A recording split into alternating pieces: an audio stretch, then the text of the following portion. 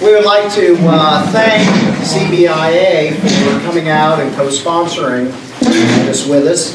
Shannon King is CBIA's Public Affairs Manager, and Brian Flaherty has put himself at risk of physical harm by acting as a moderator between these folks, and we appreciate their support and all the work that they did. And we have special thanks for the Simsbury Housing Authority, Ed LaMontagne and his staff for putting together such a nice feast and offering this facility for us to carry on today. And so, without further ado, I'll turn this over to Brian to start off. That's great, Chip. Thank you very much. Good morning, everyone. And 7:16 this morning, according to my brilliant iPhone anyway, the weather app, 7:16 the sun came up in Connecticut. And before that, long before the sun rose, Connecticut went to work, and Connecticut went to school. Coffee was brewed in storefronts and on shop floors. The first shift showed up for work. Machinery sprang to life. And at some point, Connecticut started doing what it is doing every single day in companies large and small. Went to work. These two gentlemen are two of 187 members of the Connecticut General Assembly, which also went to work and stayed a little bit longer than they typically do in the last legislative session, which was supposed to end in June and went all the way until October. And one could look at that timeline and just say, well, that was just awful. But when you look at what happened by the time it was done, and perhaps in these two gentlemen who I've known for several years and seen the ability to work together, one member of the House, one member of the Senate, one Republican, one Democrat, they were part of putting together a budget agreement that wasn't dominated by either party, and that made it a little bit harder. That wasn't dominated by any one ideology, but that reflected some of the difficulty and some of the challenges and opportunities that are contained in a budget document. Because a budget doesn't just have dollars and cents. It's how Connecticut's government goes to work, how Connecticut's government provides for the services for the people here in this room and across the state, and how it also does its best to ensure the stability that we need so desperately at the Capitol, that helps build confidence of people to keep jobs here, to grow jobs here. I was looking at some statistics the other day. Unfortunately, people mark success or failure in the economy by 2008. They take a look at, well, 2008, when the recession hit, and the job losses that this whole nation sustained. Right now, the U.S. has regained 175% of the jobs lost in 2008. Our neighboring state of Massachusetts has gained 3 times the number of jobs it lost. And Connecticut is still struggling. Our private sector has gained about 9 out of every 10 of the jobs that were lost in 2008. Connecticut needs to grow. And although it took longer to get it, the budget that these two gentlemen voted for and helped put together not only helps put some stability in terms of dollars and cents, but there is a viable, for the first time in 25 years, a real definition of a spending cap. There is a borrowing cap, and there are other structural reforms that are put in place that may not exactly turn up today or tomorrow, but the idea is that they provide some stability to help confidence, to help grow our state. I'm going to recognize Bob Petroselli is here. Bob is co-chairing the Commission on Fiscal Stability and Economic Growth and is driving all over the state and will be between now and March, when by March 1st he and the Commission members, it's also chaired by Jim Smith, the former CEO of Webster Bank, have been asked by the legislature to help put together some long-term reforms, and Bob will have a chance to ask these gentlemen a question, maybe tell us a little bit about what he's seeing across our state. If I'm doing my job well, Chip, I won't have to head for the exit if things get rough. If we're doing our job well, what Shannon and I are hoping to do here with the Simsbury Chamber his help do the most powerful thing in politics and make that happen. And that is a handshake and a look in the eye between all of you and the people that you elect to represent you, and we're doing such a good job. And so now, with a couple of weeks before the General Assembly starts the short session in February, I guess I'll turn the first question to John and then to Kevin. What's at the top of your agenda in terms of what you believe that you want to go and get accomplished in this session? Well, first and foremost, thank you so much for having us. Good morning to you. Always great to be with you, serve with you, and serve the great 8th and 16th districts. Thanks to the Chamber, thanks to Chip and your leadership. We have a wonderful Chamber, and Lisa does such a terrific job. And really the CBIA for always literally being a few feet away from us at the Capitol and keeping us on track. They're such a great resource for us in terms of supporting our business community. And it's an honor to serve Simsbury in the legislature. It certainly was an epic session that I don't think we officially adjourned. Yeah, we're out now. So it was one of fits and starts and high drama, and as Brendan mentioned, we finally did come up with a product that was bipartisan in nature, and there was really great movement toward more bipartisanship in general in the state legislature, which is great. And we did very excited to see that we achieved a spending cap and a bonding cap and a volatility cap. We see that we just had a windfall the other day that of about $900 million that thankfully will go into the rainy day fund now that we have a volatility cap instead of spending that money right out of the box. So everyone says, oh, it's great, it's over, but I say it's far from over.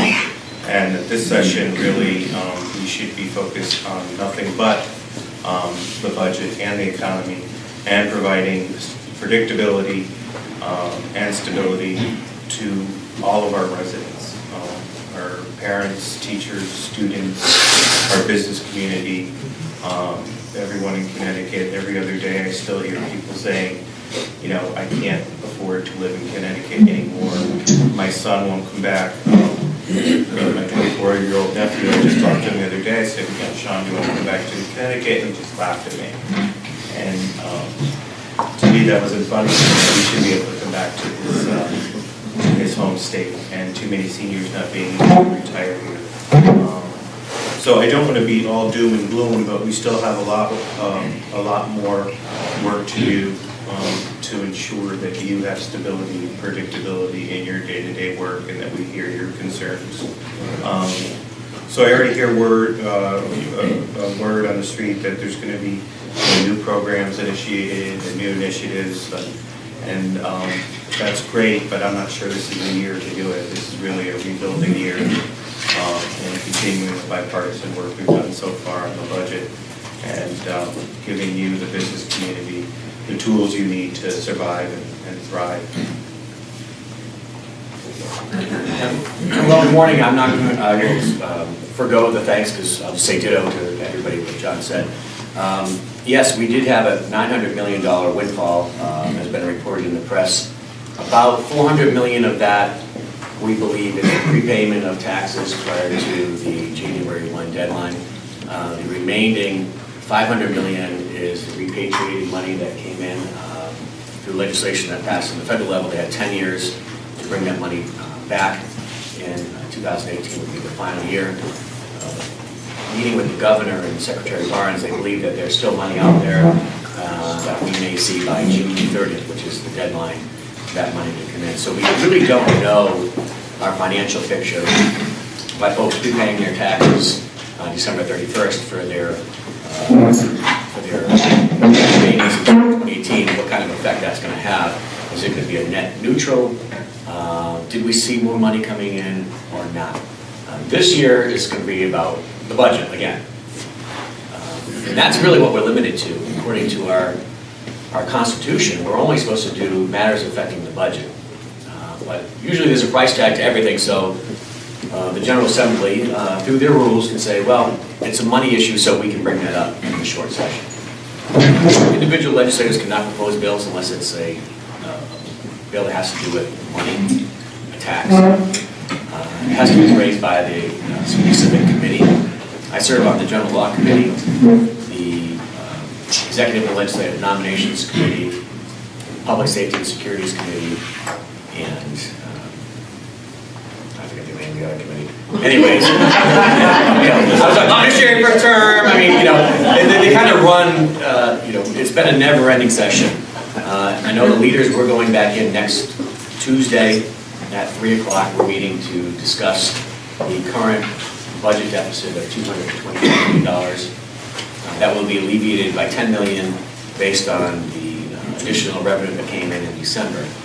I'm also pleased to see that I reached out to OPM to see how are our investments doing in our retirement funds. And we had reduced, I think 2 years ago, what our anticipated revenues went from 8% to 6.99 or 5.99%. And I was told that the teacher's retirement fund is averaging about 15.8% return. The state employees retirement fund is at 15.25%, and the municipal employee MERS account is at 13.25.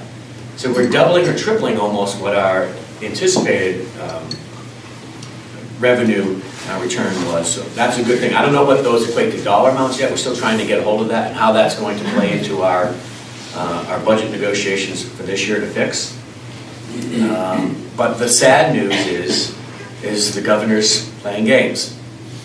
And I say that because many of you, if you heard from your town leaders, we got notification the other day that Commissioner Rediker from the Department of Transportation is basically withholding all road infrastructure monies until the legislature takes action, which is very concerning to both John and I. And we know that most of our small towns, Simsbury, gets their road improvements from the state in the form of town aid road.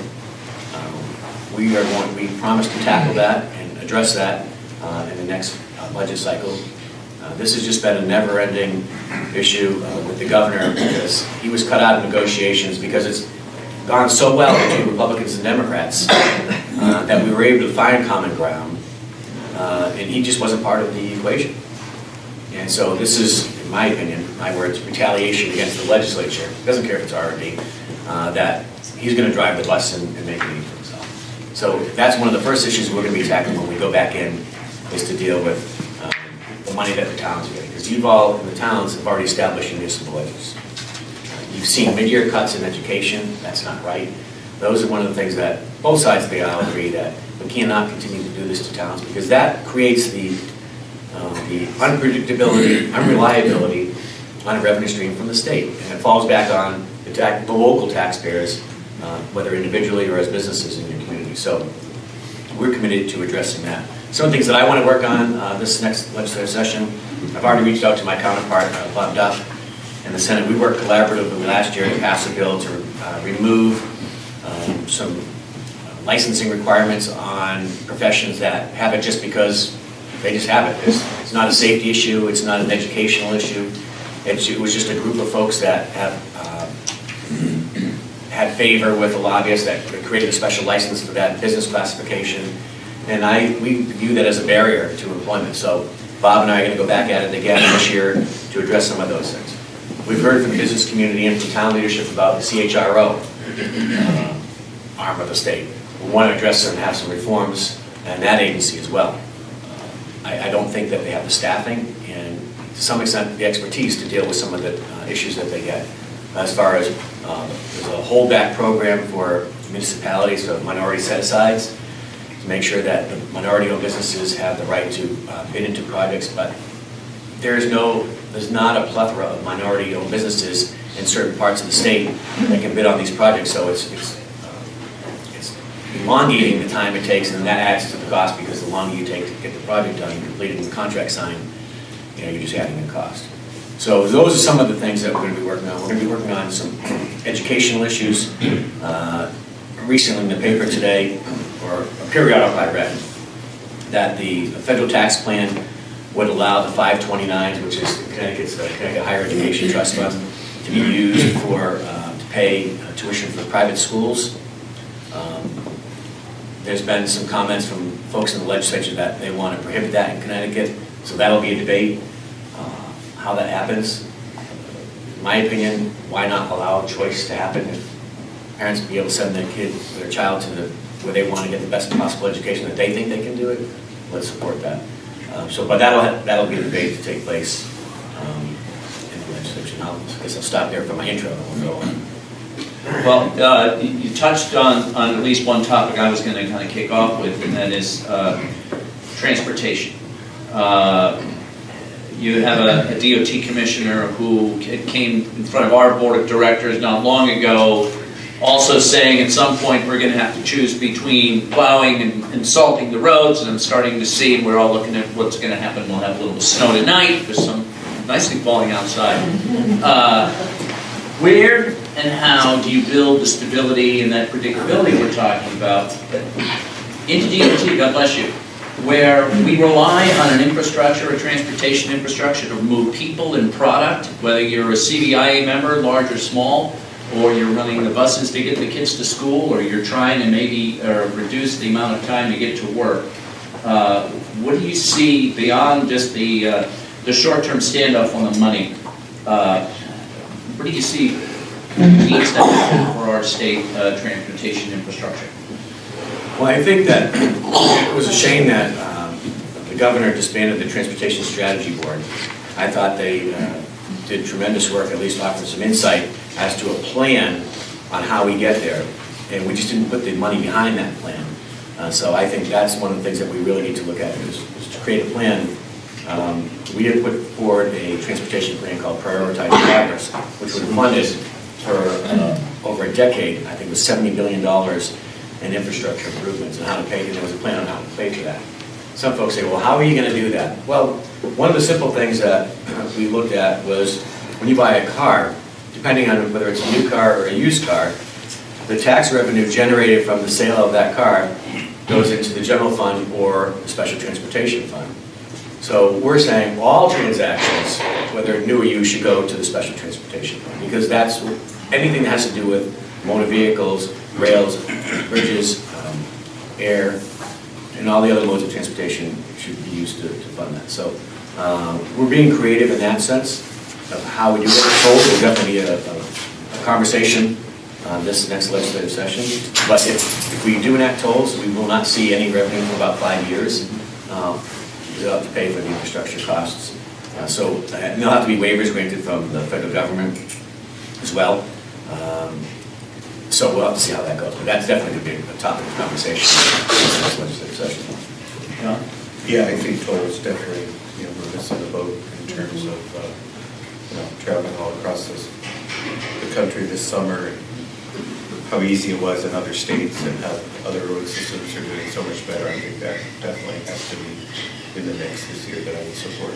It's difficult when we're talking to a group here that's up in the central part of the state. If you talk to a group down in the Fairfield County area, I can't imagine having to traverse I-95 every single day. And I go down there just occasionally, and my mouth is just road rage because of just the volume of traffic and the way people drive. And they don't want any type of hindrance to their morning commute down there. So that'll be a battle, I think, of tolls from the Fairfield County area to the rest of the state. We won't tinge any talk of politics right now, but we know, regardless of the names of the candidate, when we all go to the polls this November, there will be one question on the ballot, and that will be a constitutional amendment to create a lockbox, which was created to say that money collected for transportation will be spent for transportation. Gentlemen, where do you stand on the lockbox? You think you support it? Do you think that would be helpful? Absolutely. There should be a lockbox on every money we say we're going to put aside for those with disabilities, those for seniors. There should be a lockbox on. And we all have lockboxes at our homes in terms of how we spend our money certainly, I believe a lockbox is in order for our transportation funding as well. We're going to allocate that, and people believe that it's going to go there, that it should go there. Yeah, I supported the Brian, legislation. would you take a question on that? Sure, actually, I was going to do a show of hands on tolls in a second, but if Kevin could finish, and then, it's time, I think, open it up. My question on Sure. lockbox is real simple. If you have a lockbox on everything, aren't you really back where you are right now? I mean, you got a budget problem. Correct, but what I'm saying is that we're raising other funds to pay for this, and robbing Peter to pay Paul. Yeah, but that's what budgeting and legislating is all about. It does. No, that's a fair question, and I think if you look at the transportation fund was established separate from the general fund budget so that gas taxes and other items that are collected specifically to pay for the bonds on the roads and the bridges that are used for those purposes. And then over time what happens is one year the legislature decided that the Department of Motor Vehicles, because it involves cars which run on roads, could also be paid for out of the transportation fund. And what happens is that gets eroded, and the notion of the lockbox, as I understand the debate, was to say, we're not going to do that anymore. There's probably a long way of getting to say, yes, it's about budgeting and priorities, but it's about being a little more transparent about what the money's collected for, particularly if we're on the verge of tolls. I was going to say, I supported the lockbox. And I know the House Republicans, a lot of them did not support the lockbox for special transportation fund. And I'll give you the reason why. It's a little bit inside baseball. But the way the language is crafted, it says once the money is in the special transportation lockbox, it can only be used for transportation projects. And their concern, rightfully so, was, well, what happens before it gets there? So if it's collected at retail or wherever, Department of Services, and it's being shipped over, we've actually diverted funds before they got to that point for other purposes. And this doesn't address the diversion of funds. So House Republicans are saying this is not a true lockbox, because at any time, the General Assembly or the governor saying, well, we're going to divert funds that are collected, as I gave the example, for car sales tax. Now that's going to go to the general fund, because it hadn't landed in the special transportation lockbox yet, so it's free game. So they had some concerns. They wanted a language fix, and just wasn't going to get it done because the politics of it was. So most of us supported it because, in theory, we like the concept behind it. But if you're wondering why a lot of people didn't vote for it, that's the reason why.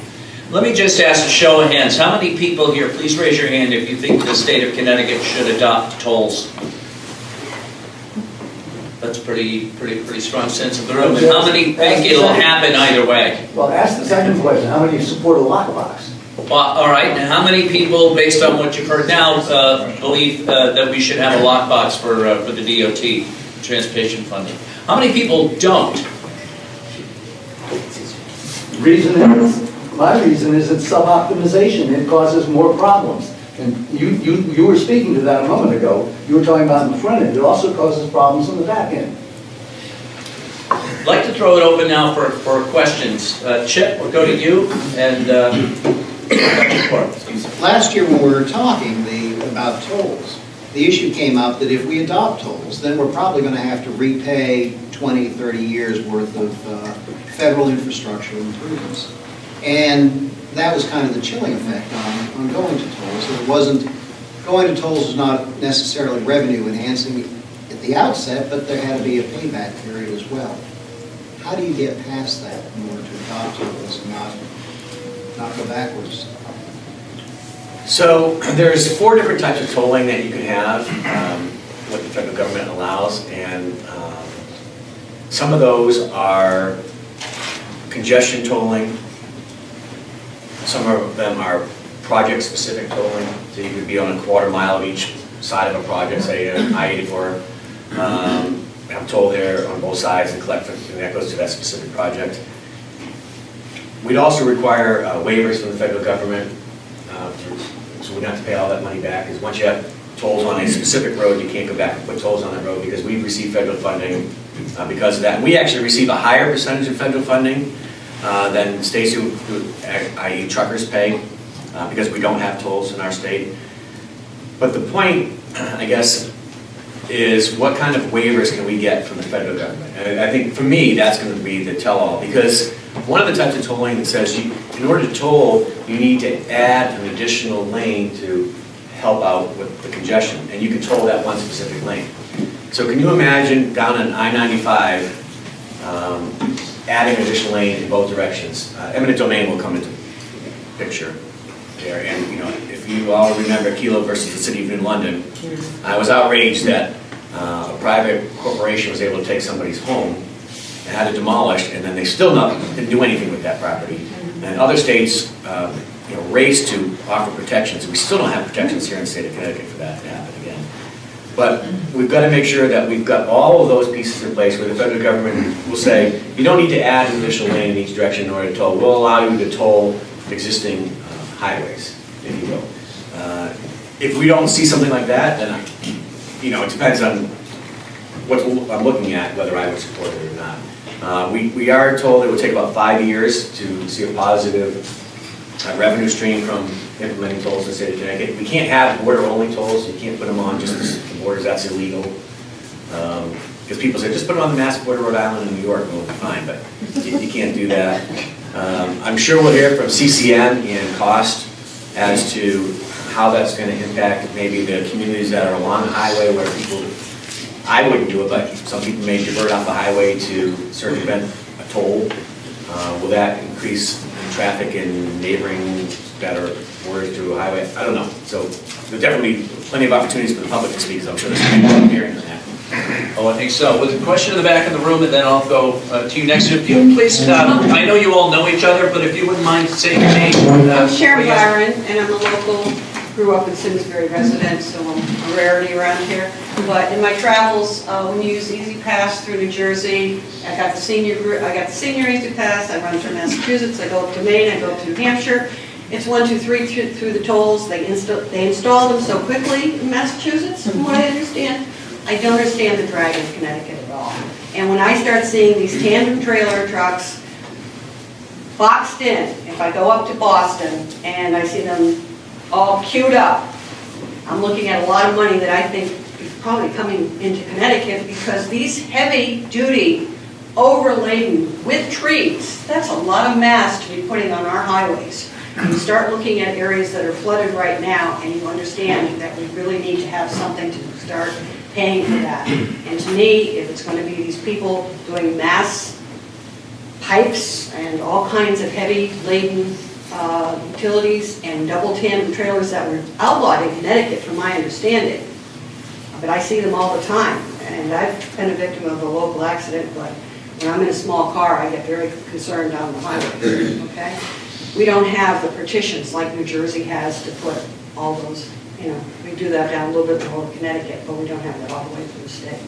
So I don't know whether they want to push everything up to the Mass Pike and let all of the commerce go around from New York and New Jersey all the way around to Massachusetts or what. But I think that maybe with some new people in the DOT, maybe that's going to make some changes. We need some good analysis there. Thank you.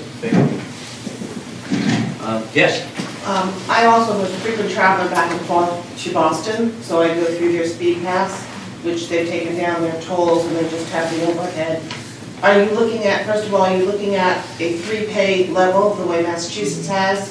The Massachusetts resident payment, the speed pass payment, and we have to bill you based on your license plate payment? And also to address what you said about people going off the highway to go around.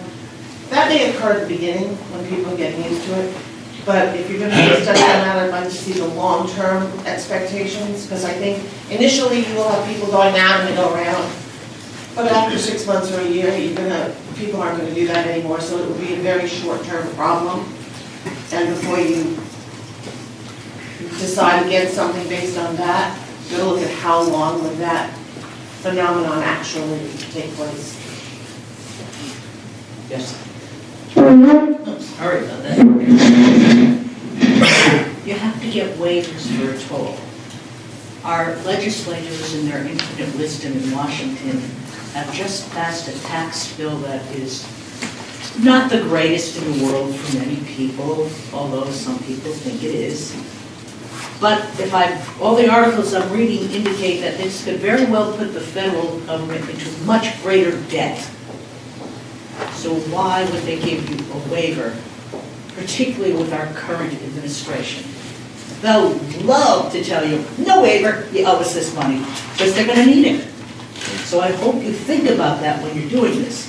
And I think that the effect of cars on side roads is more than short-term, because there are many times that I get off the Mass Pike because it's more heavily traveled than I like, and I enjoy going through the surrounding roads. And with GPS these days, it's real easy to do that. So I think that effect is going to be more than short-term effect, increasing the traffic on all those roads. Thank you. I think it's going to be, well, the things I made, the comments I made, everything will come out in a public hearing for tolls, and it may just be subject matter tolls, and that's it. So what type it is, what waiver requirements there are, who's impacted, our businesses, are there three-tiered pricing levels, talking to our neighboring states, what have you seen happening in your state, what is Commissioner Redeker, who's intimately familiar from the New Jersey Port Authority, he's an expert in his field, obviously we defer a lot to him, but it's the start of a conversation. Yes. Hi, Chris Nelson. I know we can't believe everything we're reading. This is a little different topic, but the Yankee Institute just sent out an email and it said that Connecticut's spending 3 times the national average per mile of road, and the administrative costs are 8 times the national average. Now, I know we have snow in winter, but is this on people's radar, and are we efficient with what we're doing there, or is there another problem? I think that email came out over the weekend. It did. And I didn't read all the way through it, but administrative costs, it doesn't necessarily get to the lockbox notion, but you've got figures suggesting the DOT administrative costs are off the charts. We hear this also in higher education. Before we're spending more dollars, how do you feel accountability? And Kevin, you probably touched a little bit too on transportation accountability. But how can the legislature keep a check and balance on the executive branch, no matter who's running it, to help answer a question like that? We're trying. It's 8 times. As a policymaker, we don't necessarily get involved in the day-to-day management. That's in the executive branch. Unfortunately, we react to, we're firefighters, basically. Something pops up, the next thing you know, there's a concentration and an effort to address that issue. Because I think government has grown so big that things just carry on, and that's the normal day of life, and people just have come to accept ACC, the cost and what it is. And I don't think we've had really an in-depth analysis of state government to look at. We talk about finding efficiencies and redundancies, but have we actually gotten into some of these departments to see what is your core function? What are you doing? What kind of benefits do the public derive from your job, whether it's clearing a road or taking care of patients or educating school children? I don't think we've gotten to that level of information ever in my years up at the Capitol. So I think piecemeal, you might see that happen. I'll give you, for example, that we're focusing on now is the Connecticut Lottery Corp. They had another big snafu. Today at 11 o'clock or 12 o'clock, they're doing another drawing for a life. And this is the second incident where they had issues within the past year. So I know there's a lot of focus over on the Connecticut Lottery Corp. But prior to that, they come under the radar as a quasi-public agency. And there's so many different agencies out there operating under the same fashion that unless there's a blip, everybody's talking about big picture and then leave the management to the executive branch. Yeah, hi, Matt Kirk. I'm in the wealth management business, and no one's addressed the elephant in the room here. When I look at individuals' finances, I look at areas I can improve, especially with my business owner clients.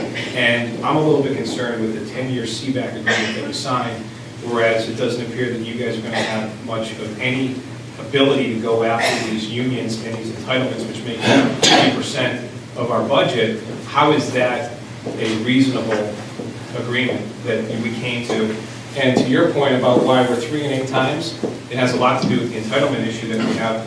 And then my second concern is with the federal tax reform and what that's going to do to our local community with the inability to deduct state income tax and property taxes above $10,000, especially in a community like Simsbury with very high property taxes. The CBAC agreement tied our hands incredibly. It was really, well, I was the only Democrat in the state to vote against that agreement. Not that I do not support our state workers, but I just thought it was unrealistic given our current state climate for anyone to be guaranteed raises, no layoffs, meal vouchers, things like that. I thought it was ironic that we were able to get into session once, probably this summer, and it was to give benefits to 50,000 employees. 52. And again, they're valued and appreciated, but it's not realistic. And if you wanted to improve DMV and possibly privatize it right now and deal with some of the efficiencies that you want to deal with and make government work better, we can't right now. In most areas, we can't. We're limited in terms of what we can do. In terms of consolidating agencies, maybe, consolidate early ed and education, we can't do that. So many things that we are limited by that and extending it 10 years. I mean, a lot can happen in 10 years. I just met a 60-year-old man the other day, said, I just lost my job and got nowhere to go, no other resources, but I wish I could give that gentleman the same security and guarantees that the CBAC employees got. Well, one last comment. I have nothing but respect for law enforcement, people that are in hazardous duty, but you can't have people that are retiring making more money than their base salary because of the overtime issue that you have with these pensions, where these guys know the rules, and I don't fault them because I play the same rules if they were given to me. But you have people that have base salaries of $90,000 that are making pension payments at 45. They're going to live for another 45 years with an inflation adjustment. I mean, that's just not sustainable. Yeah. So the CBAC agreement, neither John or I voted for it. That said, the governor is true in his comments when he said that although there's a 10-year time frame before it can be renegotiated, if the parties come to the table willingly, then it can be renegotiated. And he did that twice. So the no layoff clause goes away in 2019. So whoever the governor happens to be in 2019, if she chooses to say, I need to have the unions come back to the table to renegotiate this because it's unsustainable, we can't afford it. Otherwise, I'm going to, in order to find the savings, I'm going to issue pink slips to X amount of employees. If the governor strong arms that tactic, then there's a way to do it. The unions could say, no thank you, we'll see you in 2027, and then, he or she called the governor's bluff, and then they either have to force those layoffs or find other mechanisms for spending. So that can still happen.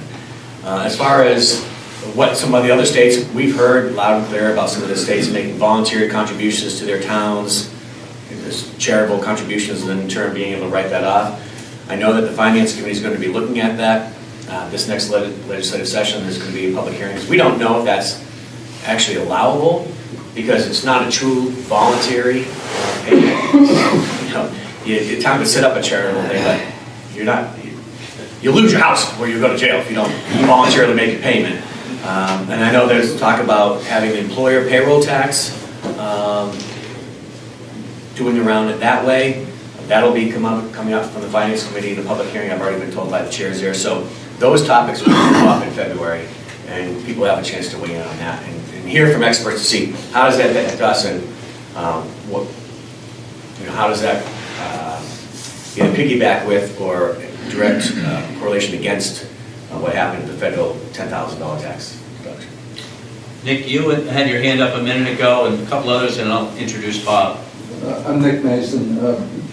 I've shared with John a set of ideas about some of the ways to solve some of these problems. But on the top of my list was the state needs to have a long-range plan. There is absolutely no way you can solve a problem with a series of two-year budgets. We need to decide, in my opinion, where we want to be 10, 5, 10, 15, whatever you think the length of time is. And we need to solve or come to some conclusion as to where we want to be at that point in time, and then put a plan in around it, because otherwise we're just going to keep going the same route we've been going. I don't know if that's a question, but it's certainly a feeling that I have, and I don't think we have a long-range plan of any sort.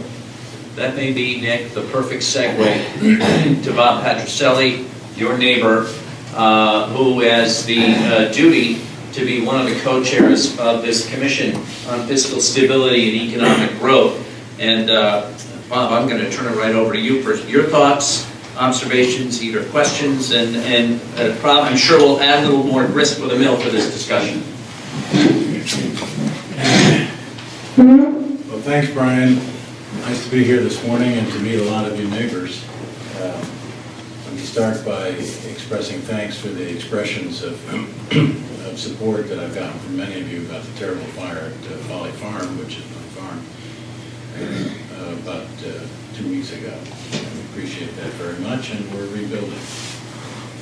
Secondly, let me just observe that we are so fortunate in Simsbury to have two legislators of the quality of Kevin and John. There are effectively 8 legislative leaders, and we've got one of them in Kevin, and that's gold. And we have the only Democrat who voted against the CBAC agreement at great political peril. And you can imagine he's not loved by his caucus leaders. Sitting in the boiler room. But he You get enough love from us. Thanks. He did the right thing, and he deserves every hug we can give him.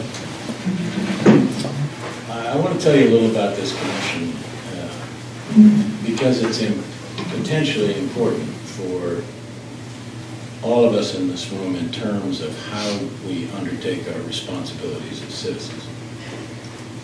This came about because a bunch of us just started meeting, having breakfast on Fridays, and saying, what can we do to help the state?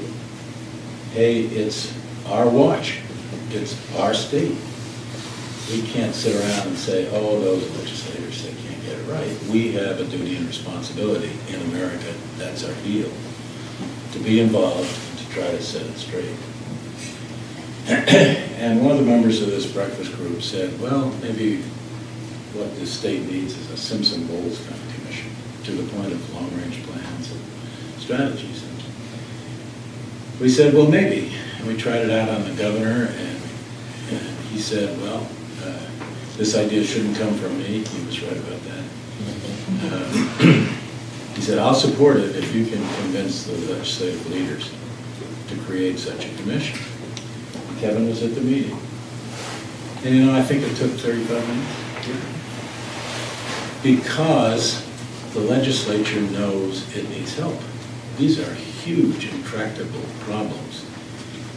And it's time for the private sector to step up and help carry the water for these guys. You can't expect them to, all by themselves, to resist the enormous pressures, often directed to specific campaigns, by interest groups to influence their votes. They need widespread business and citizen expressions of support. So lo and behold, if the legislature, in a kind of a surprise move, didn't create a commission on fiscal stability and economic growth, Jim Smith, the former CEO of Webster Bank, and I are the 2 co-chairs, and we've got a great group. There are 8 business people. 6 of us are active or retired CEOs. I would say the 2 most prominent are Jim Lurie of Stanley Black & Decker, who is a great leader, and Chris Swift, the CEO of Hartford. 2 small business CEOs, a woman who runs Bigelow Tea, Cindy Bigelow, and Roxanne Cody, who runs owns R.J. Julia Bookstores down in the southern part of the state, and several others from business community. We've got an academician, we've got a lawyer, we've got a healthcare expert from a not-for-profit. It's a balanced group. Now, when we accepted this assignment, and by the way, there are no legislators, there are no public officials, ideally nobody with a direct interest group role, no lobbyists. And we have something that sets us apart from other commissions, which is, as Kevin mentioned this morning in conversations earlier, the legislature has to vote on our recommendations. We said, look, we're going to give you the 18th from the private sector if we can, but you got to promise to vote. You can't just park our recommendations on the shelf, as so often helps. So, to their great credit, in a bipartisan move, the legislature said, yes, we'll take your recommendation and reserve the right to change them in committee, but we will bring them to the floor for votes. It means we'll stand up and be counted in an election year. And that's hopefully what makes it different. Now, the good news and the bad news is we have to report by March 1. Thank God it'll be over. We're working 7 days a week on this. But you know what? It's kind of like knowing you're going to be hung in a week. It focuses the mind. So what it means is we can only look at the most important things. And we started by trying to do a situation report. Where is the state? And I have to tell you, it's worse than I could have ever imagined. And it's not just because there are budget deficits, but so many of the trends have been and are continuing to be bad, be negative. So at the risk of ruining your day, we've got $85 billion of unfunded liabilities at the state level. That's about $14 billion in bonded debt, and the rest in the form of state and teacher pension and retiree health care bills. And oh, by the way, if instead of using a 6.9% investment return assumption, we use 5.4%, which is what the state has gotten over 10 years, that $85 billion can get up to close to $100 billion. Let's talk about trend. It used to be that the state employees pension program, or SERS as they call it, was back in, I think, 2001, it was 63% funded. Not good compared to other states, but not terrible. You know where it is now? 36%. And that's before a correction for investment returns. 36%. In 15, 16 years, from 63 to 36. Under Jim Larea, Stanley Black & Decker's lead, he did a detailed analysis of our competitive standing against the states around us and some what he called aspirational states like Texas and North Carolina, Florida, places where businesses choose to be instead of in Connecticut. And it won't surprise you to know that we are in the bottom 10 among the 50 states in most of these competitiveness measures. Hey, look, there's a lot of good news too. I'm purposely not spending a lot of time on our track record of innovation, the number of patents per person, the number 7 ranking in educational systems. There's a number of other places where Connecticut still ranks well. But on economic competitiveness and fiscal stability, we're in the bottom 10, pretty much across the board. In terms of the budget, as much as I join everybody in celebrating a bipartisan accomplishment, they'd be the first to tell you, Kevin and John, it doesn't solve the problem. The projected budget deficits for the next biennium, 2021 is $4.6 billion. That's with all the improvements and changes that they made this last time. Call it $2 billion a year in structural deficit. And because our revenues are growing much slower, less than 1%, than our expenses, over 3%, every year the deficit grows by $500 million. In terms of our economic competitiveness, by the highly respected Beacon Hill report service, we've gone from 8th among the states around 2000 to 43rd. You know, you don't win. You don't win on job creation, business location. You don't have the growth that supports fiscal stability, those kinds of competitive rankings. So what are we going to do about it? This commission, which has to report in 6 weeks, can't cover everything. We're not going to be able to get into how much money should go to UConn, or how should the education funding formula be changed. Instead, we've chosen to focus on 7 structural problems, which we think are the drivers of our downward trends in our instability. And maybe we can have a little conversation about some of these, and I'll just tick them off quickly for you. It's the unfunded liability. And of course, that's eating the budget alive. 53% of the state's budget is fixed costs between debt service, unfunded liabilities, and Medicaid. 53%. I haven't got comparative data. That's got to be #1 in the country for fixed costs. Driven by the unfunded liabilities because previous generations of governors and legislators just didn't put the money away. Simple as that. Secondly, the scope of collective bargaining in the state is, I will speak for myself, I think one of the structural problems. We are one of only 2 states that completely allows collective bargaining to determine retiree pension and health care. Not just wages and hours in terms of work, but pensions and health care. Why do we have collective bargaining for pensions and health care against the practice in 48 other states? Third, and we can't ignore it, and everything I say is going to be unpopular to some group, but do we have to have 169 towns each doing everything? I mean, we don't have enough money to support that degree of service fragmentation. We just don't. We may love our local autonomy, but we've got to find ways to regionalize some services. I'm not saying do away with the first selection, but I'm saying find some structural ways to incentivize the towns to get together to more efficiently deliver services.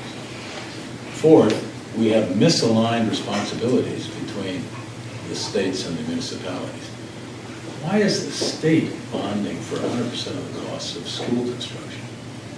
Our debt service is, I think, second or third highest in the country. But why are we funding through state taxpayers locally designed and demanded school construction costs? Shouldn't there be some local skin in the game?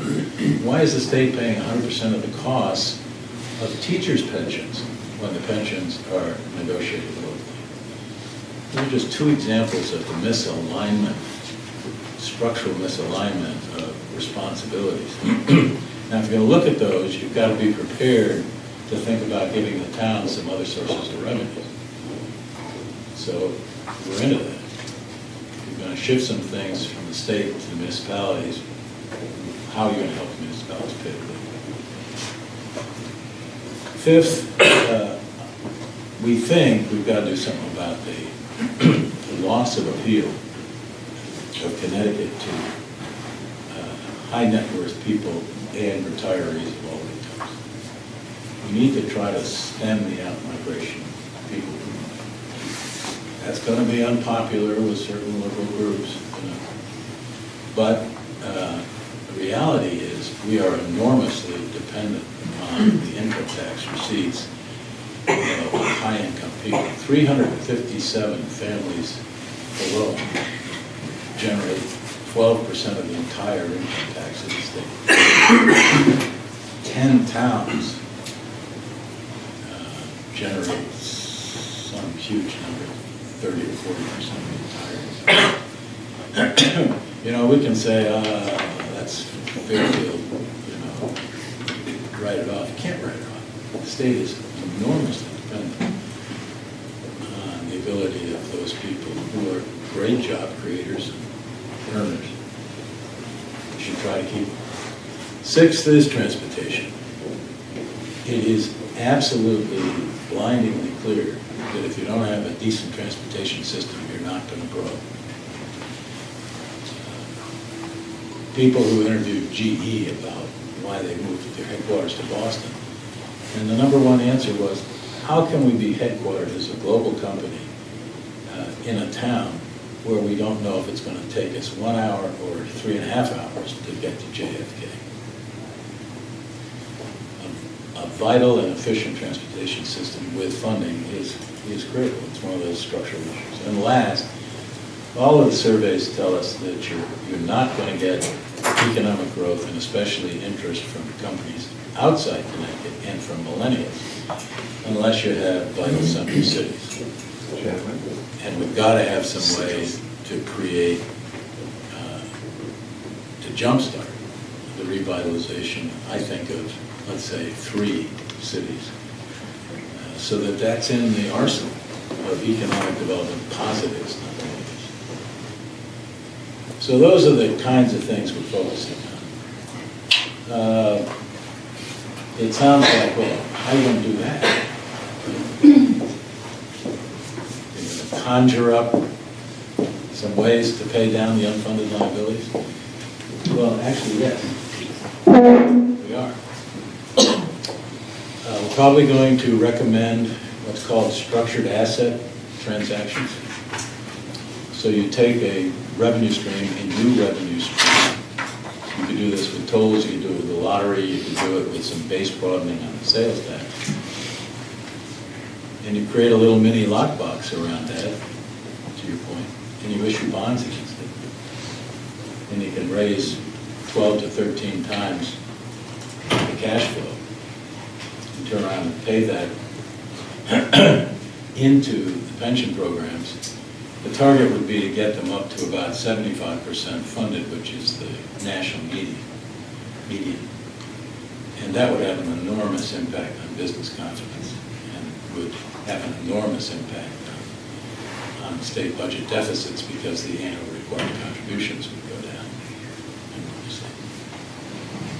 How can you prevent, aside from lockboxes, how can you get things done that give people enduring confidence that they'll stay done? One of my favorites, and I'm not sure I've got the commission with me on this, is a constitutional amendment or two. It's time to get the people voting on these things. If we could get a constitutional amendment, please, in the confidence of this room, to bar collective bargaining for pensions and health care, get a constitutional amendment to that. We have to get it through 3/4 of the House and Senate. It'll be on the ballot in 2018. We're one of only 2 states. Is that such a reach? I don't happen to think that we ought to try to reopen CBAC. That's a political decision for the legislature and the governor, and who knows what the balance will be. But I think we ought to try to put a golden spike through that, which is collective bargaining. It's huge cost drivers. And imagine the confidence building impact of citizens and businesses if you had a constitutional amendment that says you're stopping that, and the legislature can't change it. So there are ways. Transportation finance.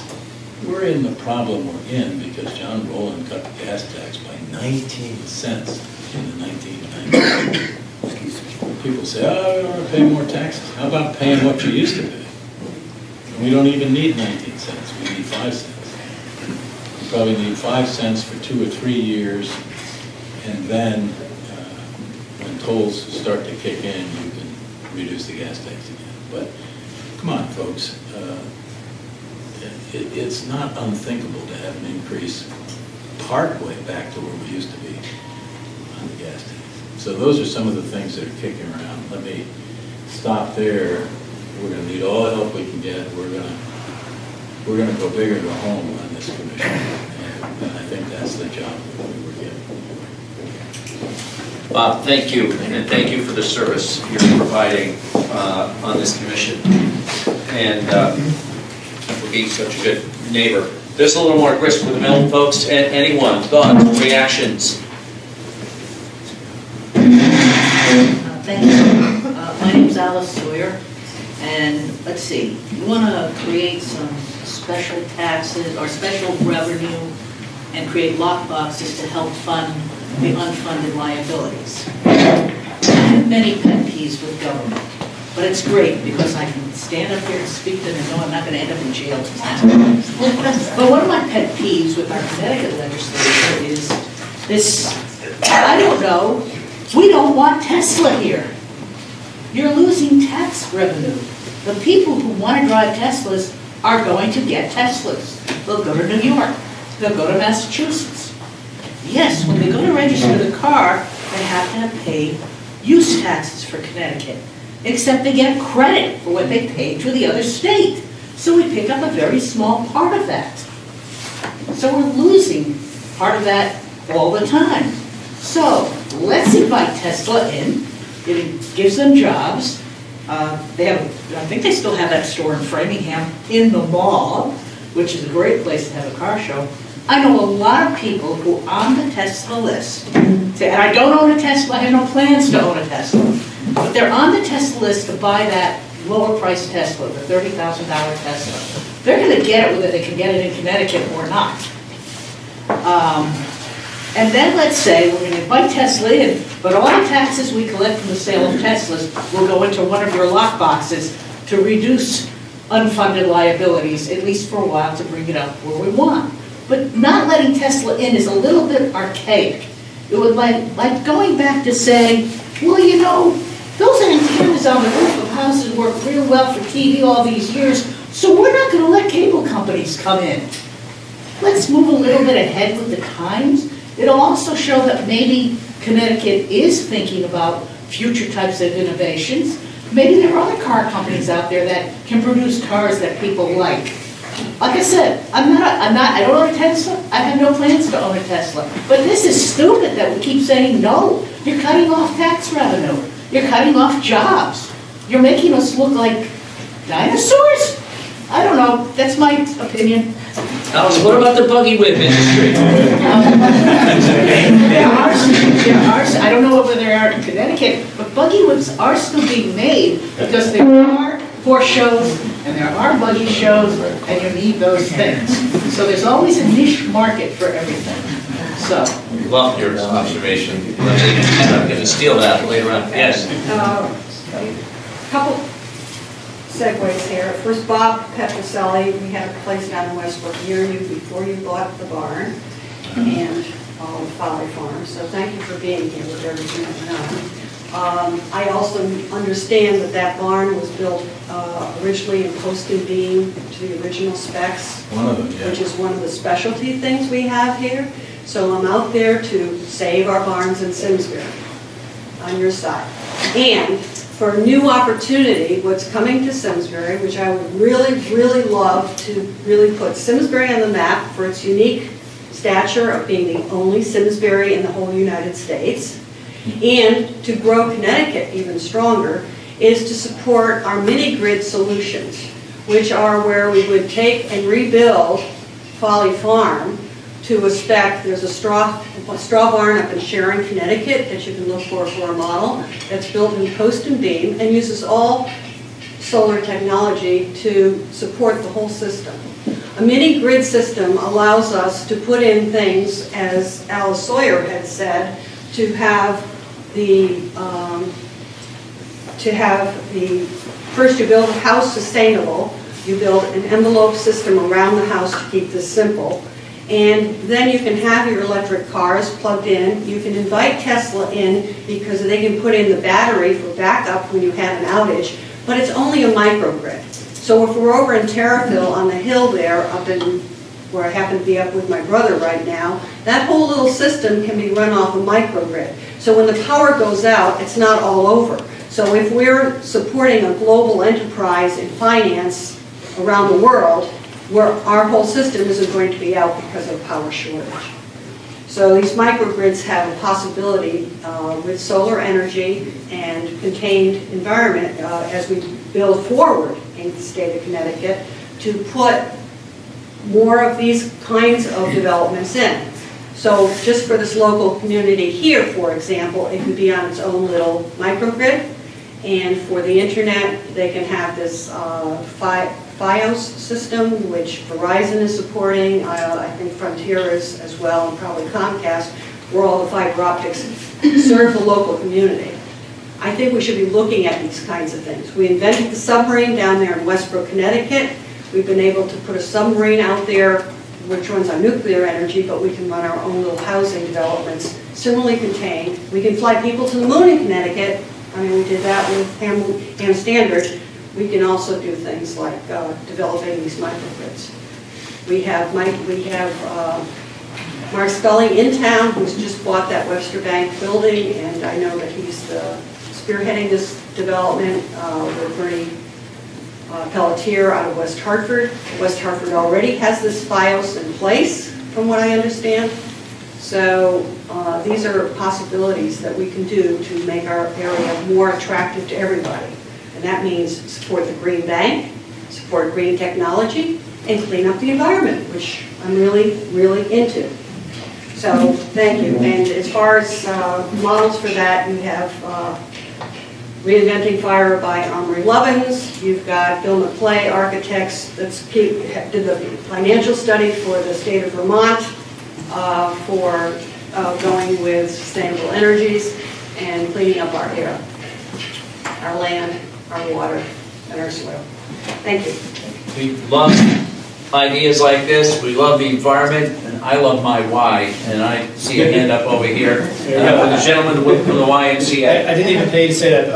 I'll get you later. Okay. So I'm lucky enough to be associated with the Y, Simsbury, Granby Rotary, and the Chamber. And we've heard a lot about the economy and favorable sports in Washington. And there's a lot that worries us every time we walk out of this room. What do you see as the bright spots in the next 12 months?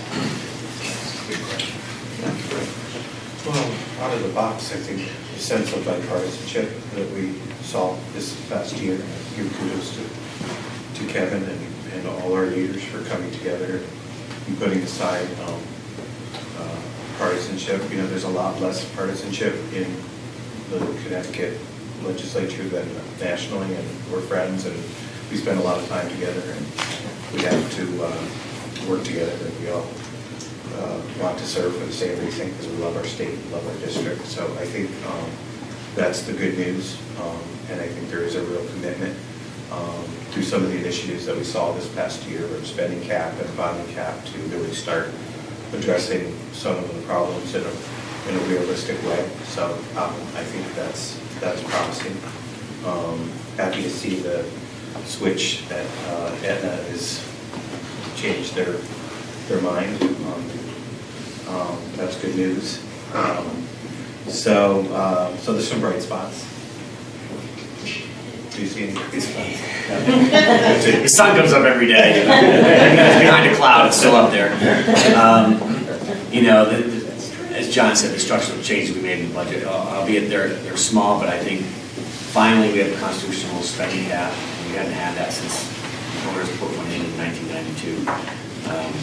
We're slowly moving in the right direction. Listen, I was saying to my wife the other day, we're watching the news, and showed a picture of a mudslide coming down in California. I'm like, oh my God, that's after the torrential rains, after the forest fires. And I said, and they're a lot more expensive to live than we are. I said, we have an awesome, great state. It's just too expensive. So how do we get that part of our state under control? You know, we're essentially located between two metropolises, Boston and New York City. We have some of the brightest minds in our state. Our infrastructure is tough. I think it's old. If we can upgrade that, we can make our state more affordable. The vibrant cities, I think, would cause the younger generation to want to stay here and go to college here. You know, the University of Connecticut has seen some of the largest number of applicants in its history, and compared to its other colleges across the country. And kids want to come here because they know they can get a quality education. We just got to give them the opportunity to stay here when they're done. You know, we still go to forums with CBIA, and folks have talked to employers saying, we have jobs, but they're going unfilled because we don't have a trained workforce. So we've got to do a better job of aligning our curriculum here, not only at the secondary education, but at the high school level. That's why this past legislative session we created this new system for technical high schools outside of the State Department of Education, so where they can have more autonomy and more control over what their programs that they're offering by speaking to employers. And one of the things we passed, which a lot of people aren't aware of in the budget, was this program called 7 and 7, which I think we've got to do a better job of communicating that out there. And I actually met with some folks that want to start a business here, and I'm giving a plug on Brian to go get them. They want to move their business from Tennessee to Connecticut. I'm like, no offense, but why the hell do you want to do that? And he said, well, I want to do controlled produce growing. He goes, and through my research, he goes, I'm a veteran of the Iraqi war. He says, I have enough money, but I want to help feed people in food deserts. And our urban areas are food deserts. And he said, I want to be able to train the people that from those communities to work in my manufacturing plants. And he goes, can you see what you can do about putting a package together, incentives for me to come there? Because you guys also have the technology, and I'm looking at diversifying your power grid by wanting to have a anaerobic digestion system that will pay for the power I use for my greenhouses. All good things. And so I said, yeah, are you aware of this thing called 7-7 that was just passed as part of the budget? They said they had not heard of it. And this is a program where a company does brownfield remediation. If they invest in the brownfield remediation for their manufacturing company and hire local talent and work with the local school districts and the technical high schools and the local community colleges to adopt a curriculum for the workforce that they need, they don't pay any corporate or sales tax for the first 7 years of their business.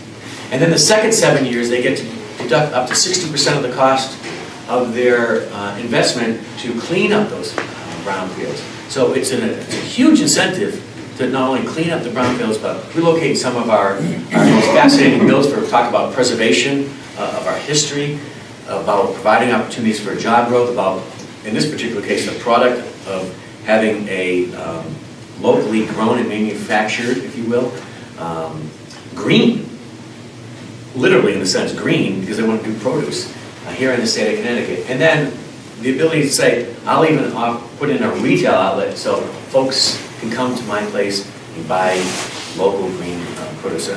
To me, it's a win for everybody.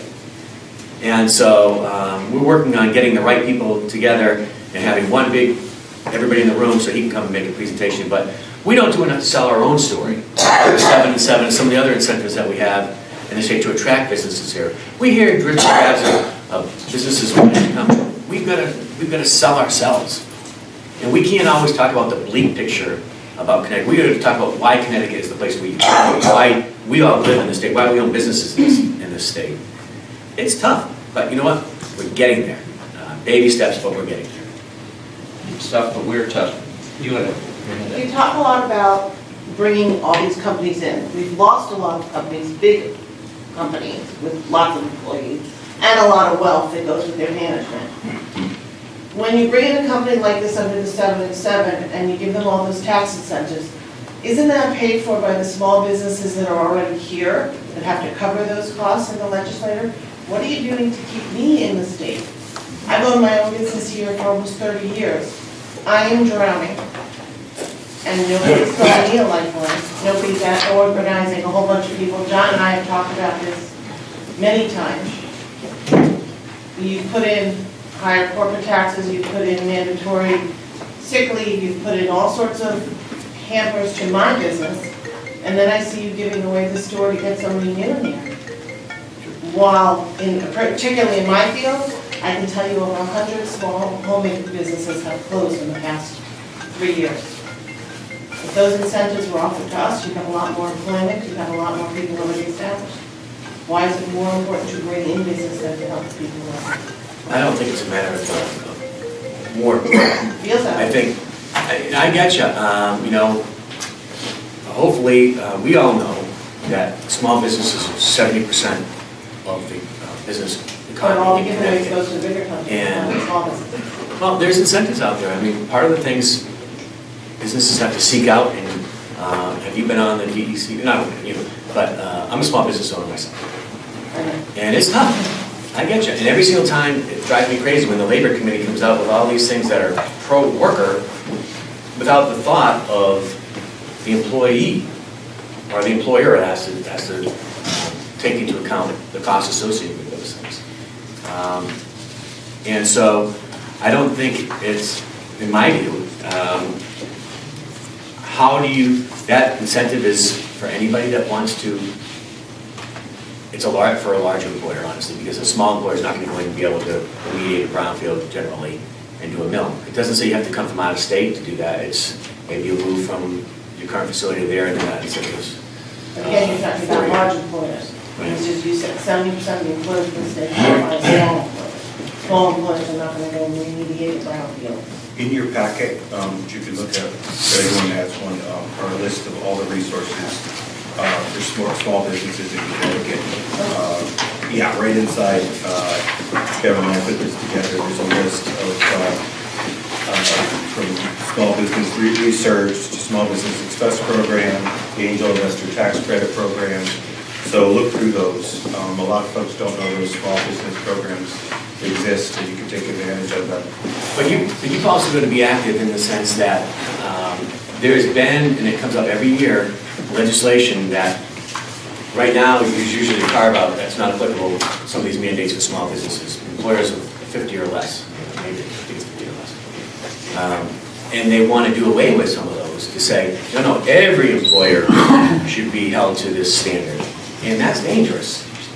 And, you know, it's incumbent upon everybody in this room to speak out whether, if you can't make it in person at a public hearing, to make sure you send something in writing, either to John or my office, or to both of our offices, so we can put it into the public record to say, you own a business, you have 5 employees or 3 employees, if you're required now to offer paid sick leave to every one of your employees, it would have a detrimental effect to you. There was something, I don't remember what it was, that was impacting school bus drivers.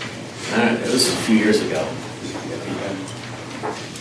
Maybe it was, I don't know. It was something that was, would have been a detriment to school bus drivers. And people thought, we should just have, well, you're not the employer. You got to look at how does that impact the employer and ultimately the employee, and then the taxpayers. And just on another topic, if the state has agreed to teacher pensions for all these years, the cities and towns have counted on those teacher pensions being funded by the state. Isn't it a little unfair to the tax base in even towns to suddenly say, you know what, we decided it's your problem, not ours? Yeah, I think that was the pushback this year. I mean, there's been conversations about saying, all right, how about any new teacher hired after X date, then a percentage of that the town has to pick up at the cost. So those conversations have taken place, but I think the way the governor, and looking to close the budget deficit, said $400 million, the town's picking up the cost. And that just, no legislator was going to support that because it was just the cost that the towns had basically already adopted their own municipal budget. So if that's going to be, I know that may be a recommendation from Bob's group, there's got to be a planning process to implement something like that, so people aren't surprised. We got time for one more in the back. Kevin, you know my business, I'm a small business owner, and we were talking about small business. I don't know if this really falls in what we're talking about today, but the issue that I find very frustrating is that I'm looking for help, and I have been for several months, and I get 5, 6, 7 people a week coming through the door for the job, and they all want to work under the table. To a person, I haven't had one response to all my ads in Career Builder, ZipRecruiter, Monster. Nobody's calling, but I'm getting every week a lot of people coming in. They want to work under the table. And as far as welfare as well, I had one woman come in, and say that with her rent assistance, her welfare, her food stamps, her fuel assistance, she's making more than I'm offering her by not working, which is very frustrating. And another thing, as far as food stamps and things like that, I have a friend that was running a grocery store in Hartford. You can't buy alcohol and cigarettes or drugs, obviously, with your food stamps.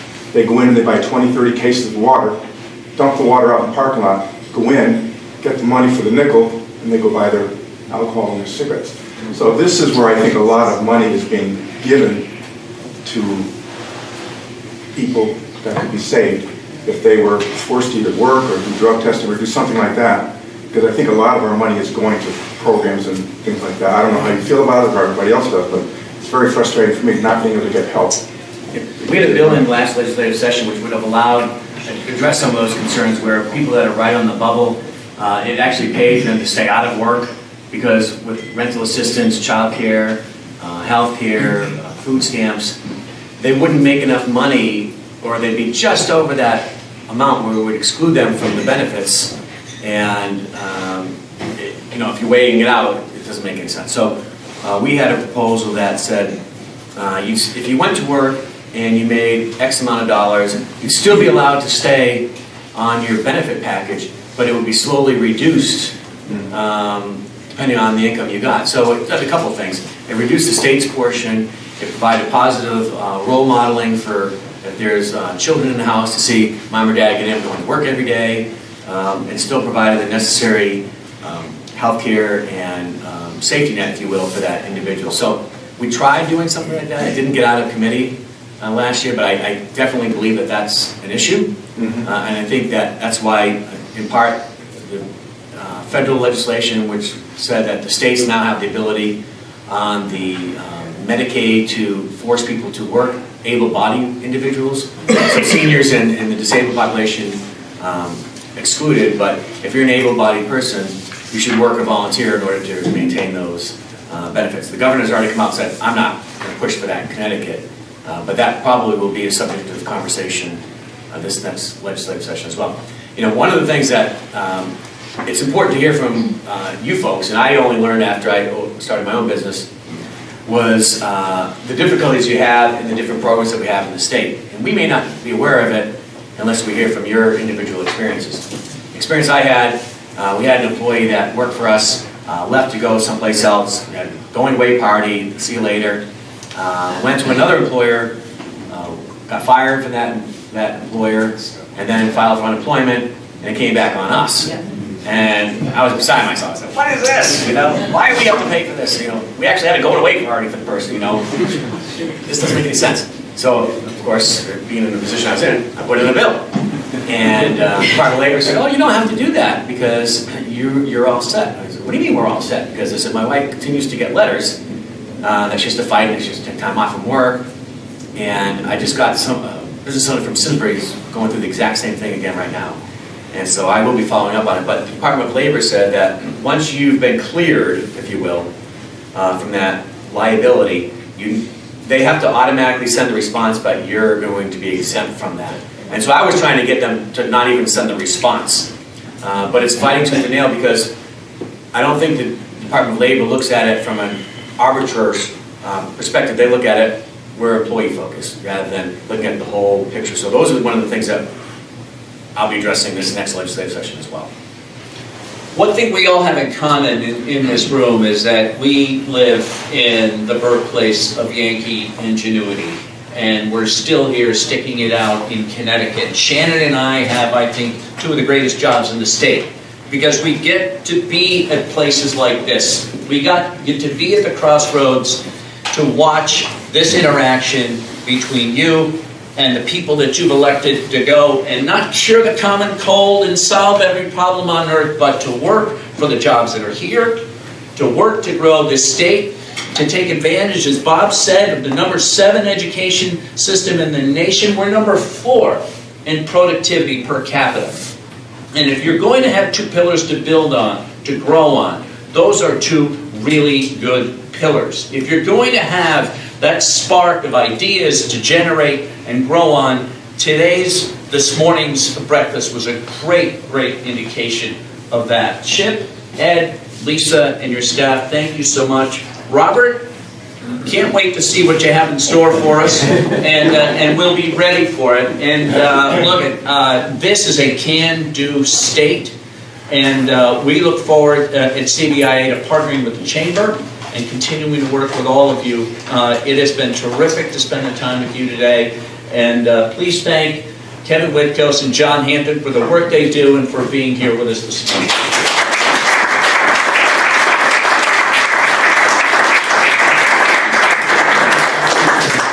Funding for Simsbury Community Television is provided in part by contributions from viewers like you. Thank you.